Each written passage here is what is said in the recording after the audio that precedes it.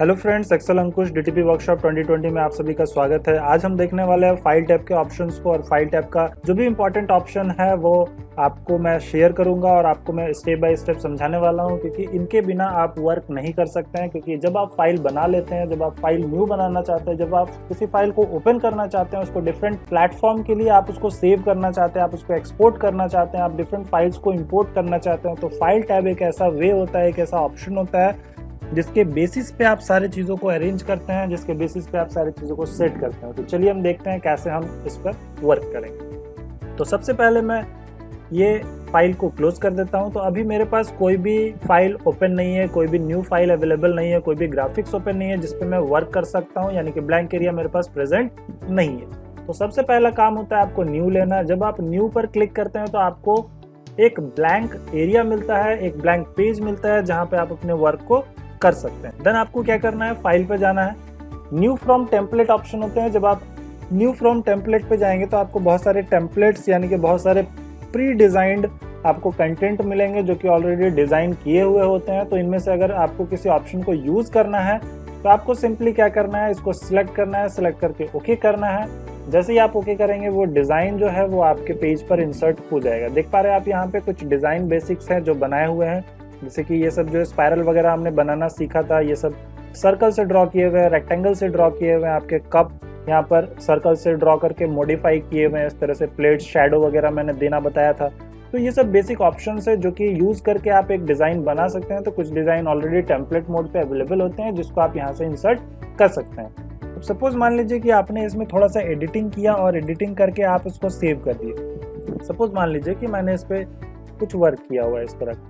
अब मुझे क्या करना है, इन कंटेंट को सेव करना है। तो मैं सिंपली क्या करूंगा, चलिए मुझे इसको सेव करना है तो मैं सिंपली क्या करूंगा, फाइल पे जाऊंगा, मैं सेव ऑप्शन यूज करूंगा। जैसे ही मैं फाइल को सेव करता हूं तो आपको ये देखना है कि आप फॉर्मेट कौन सा चूज करते हैं। कोरल आपको मल्टीपल प्लेटफॉर्म के लिए, मल्टीपल सॉफ्टवेयर के लिए फाइल को एक्सपोर्ट करने का, सेव करने का ऑप्शन प्रोवाइड करता है। तो आपको ये डिसाइड करना है कि आपका जो वर्क है, आपने जो डिजाइन बनाया है, वो जो डिजाइन है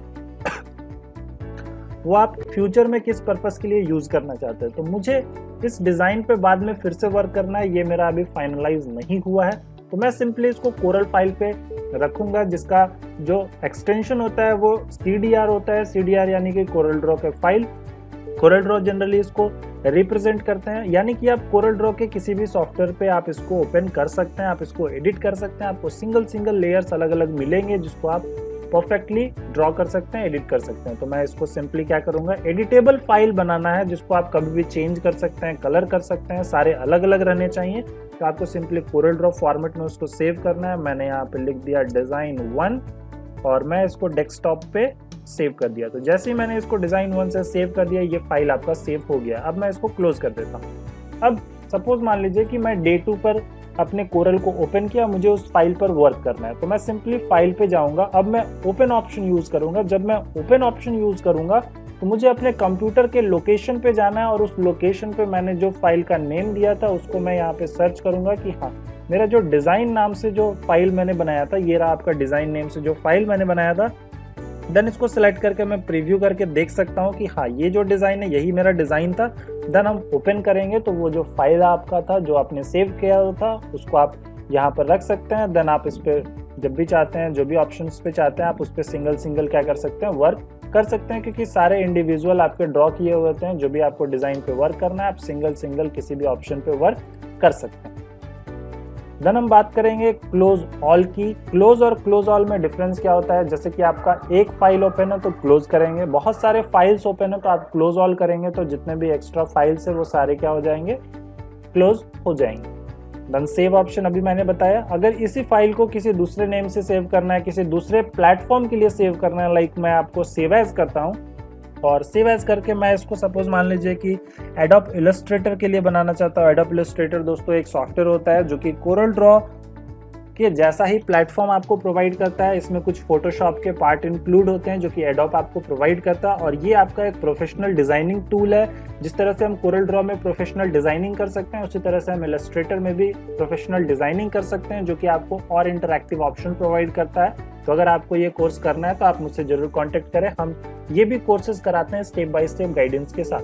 तो यहाँ पर मैंने डिज़ाइन 2 क्रिएट कर दिया और मैं इस बार इसको एडोब इलस्ट्रेटर के लिए डेस्कटॉप में सेव कर दे रहा हूँ। तो ये जो फाइल है आपका AI यानी कि एडोब इलस्ट्रेटर का फाइल पे एक्सपोर्ट हो गया, यानी कि आप जब डेस्कटॉप पे जाएंगे तो देखिए यहाँ पे AI का एक लोगो बन गया है। मेरे कंप्यूटर पे एडोब इलस्ट्रेटर इंस्टॉल्ड है, इसीलिए ये ऐसा लोगो शो कर रहा है। अगर आपके सिस्टम में एडोब इलस्ट्रेटर नहीं है तो ये व्हाइट रंग का या किसी कलर का आइकन शो करेगा, आपको वो विजिबल नहीं होगा, क्योंकि सॉफ्टवेयर रहेगा तो ही आइकन प्रॉपरली विजिबल होगा।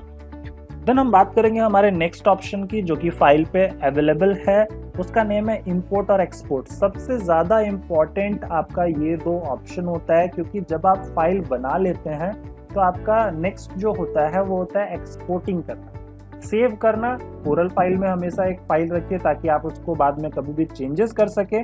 और एक्सपोर्ट करना यानी कि आप उसको किस पर्पस के लिए देना चाहते हैं, लाइक आपको प्रिंटिंग के लिए देना है, आपको वेब के लिए देना है, आपको अलग किसी पर्पस के लिए देना है, सोशल मीडिया के लिए देना है, तो आपको एक्सपोर्ट करना होता है। तो एक्सपोर्ट मीन्स फाइल को सेव करेंगे किसी दूसरे प्लेटफॉर्म के लिए, like image, JPG, PNG image, likewise.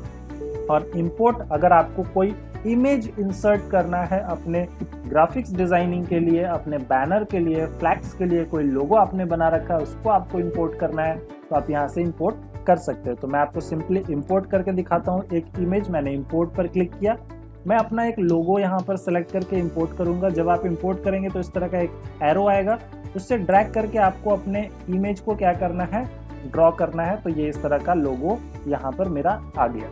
Then मुझे दूसरा कोई इमेज इंसर्ट करना है, मैं फिर से इंपोर्ट करूंगा। इंपोर्ट करने के बाद आपको अपने कंप्यूटर लोकेशन पे जाना होता है, जहाँ पे भी आपका फाइल अवेलेबल है आपको वहाँ से क्या करना होगा, अपने फाइल को सिलेक्ट करना होगा। लाइक मैंने यहाँ पर चूज किया, मैंने इमेज सेलेक्ट करके इंपोर्ट किया और मैंने ड्रॉ कर दिया। तो देखिए यहाँ पे मेरा इमेज जो है वो इंसर्ट हो गया। तो इस तरह से आप अपने फोटो को इंसर्ट कर सकते हैं। अब सपोज मान लीजिए कि ये जो मैंने ग्राफिक्स डिजाइन किया हुआ है, ये जो मैंने सेव कर रखा है, इसको मुझे इमेज फाइल में सेव करना है ताकि मैं इसको शेयर कर सकूं किसी के साथ। तो मैं सिंपली इसको सेलेक्ट करूंगा, सेलेक्ट करके फाइल पे जाऊंगा और एक्सपोर्ट चूज करूंगा। एक्सपोर्ट का काम इमेज फाइल में कन्वर्ट करना होता है। देन मैं डेस्कटॉप या लोकेशन चूज करूंगा। उसके बाद आपको यहाँ से चूज करना है इमेज का, टेक्स्ट का और अलग अलग डॉक्यूमेंट का फॉर्मेट आपके पास अवेलेबल होता है। कोरल से आप बहुत सारे अलग अलग प्लेटफॉर्म के लिए फाइल को कन्वर्ट कर सकते हैं। तो मुझे JPG चाहिए तो मैं यहाँ पे क्लिक करूंगा, क्लिक करके J प्रेस करूंगा, JPG बिटमैप का ऑप्शन आएगा।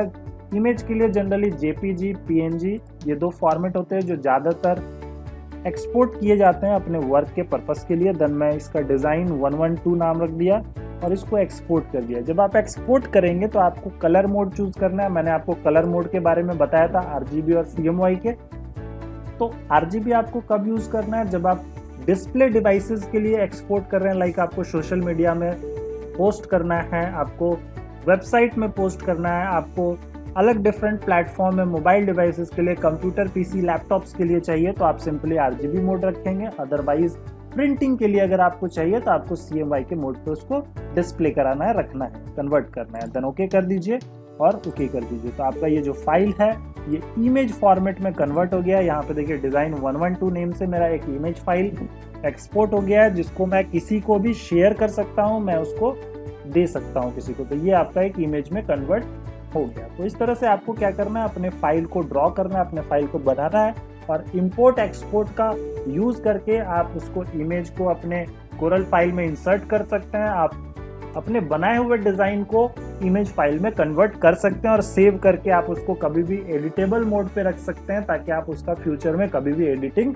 कर सकें। तो ये सारे कुछ कॉमन ऑप्शंस है जो कि आपको समझने हैं। देन इसमें एक PDF का भी ऑप्शन होता है, आप पब्लिश टू PDF कर सकते हैं। सपोज आपने कोई डॉक्यूमेंट बनाया हुआ है, आपने कुछ टेक्स्ट लिखा, आपने कुछ डिजाइन बनाया है, तो आप उसको सिंपली PDF में भी एक्सपोर्ट कर सकते हैं, जो कि आपका डायरेक्ट क्या करेगा, PDF बना देगा कोरल से। तो कोरल आपको various platform, various option provide कर रहा है फाइल को एक्सपोर्टिंग करने के लिए, फाइल को कन्वर्ट करने के लिए, फाइल को इंसर्ट करने के लिए, जो कि आप यहाँ से यूज कर सकते हैं। तो उम्मीद है आपको ये सारे ऑप्शन समझ में आ गए होंगे। अगर आपको इससे रिलेटेड और कोई डाउट है तो आप मुझसे जरूर डिस्कस करें, क्योंकि नेक्स्ट सेशन से हम सीखने वाले हैं डिजाइनिंग। जी हाँ दोस्तों, अब यहाँ से आपका डिजाइनिंग पार्ट स्टार्ट है। और डिज़ाइनिंग करने से पहले जो मैंने ऑप्शंस आपको ऑलरेडी बताए हुए हैं वो सारे ऑप्शन आपके क्लियर होने चाहिए। अगर आपका कॉन्सेप्ट क्लियर नहीं है तो आगे आपको बहुत सारी चीज़ें समझ में नहीं आने वाली, इसलिए मैं रिकमेंड करूँगा, पर्सनली रिक्वेस्ट है सबसे कि सारे ट्यूटोरियल्स को अच्छे से देखें, अच्छे से प्रैक्टिस करें, उसको समझें और जो भी डाउट होता है उसको डिस्कस करें, क्योंकि आने वाले सेशन यानी कि नेक्स्ट सेशन से हम डिज़ाइनिंग सीखने वाले हैं। तो thank you very much, happy learning.